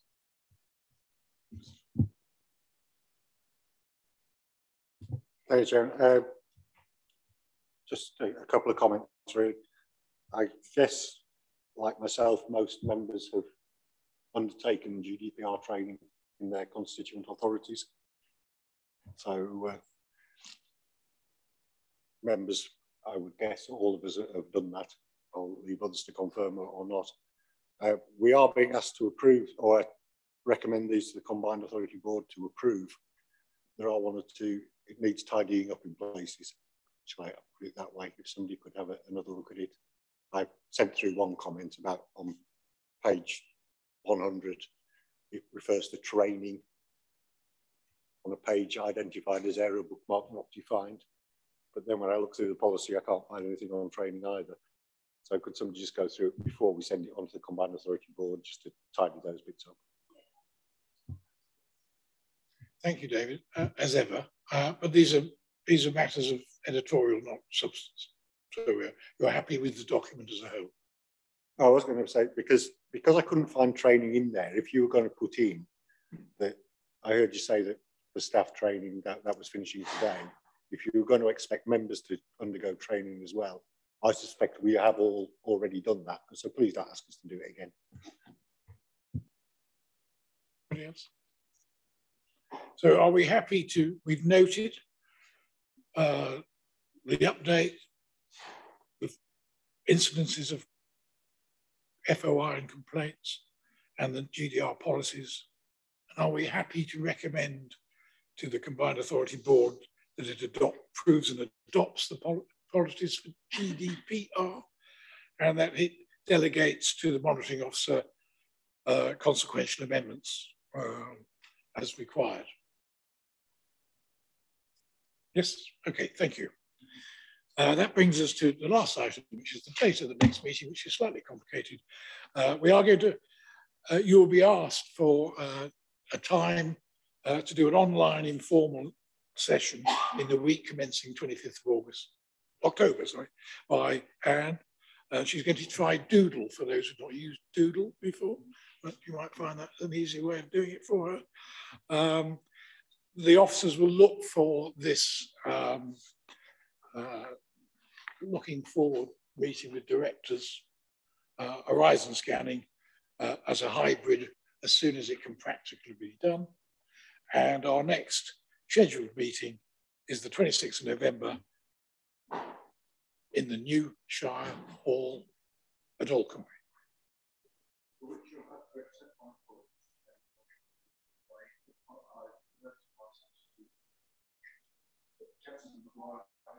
Oh, yes, okay. All right, thank you very much. Thank you, everybody. Good level of debate. Productive morning, thank you.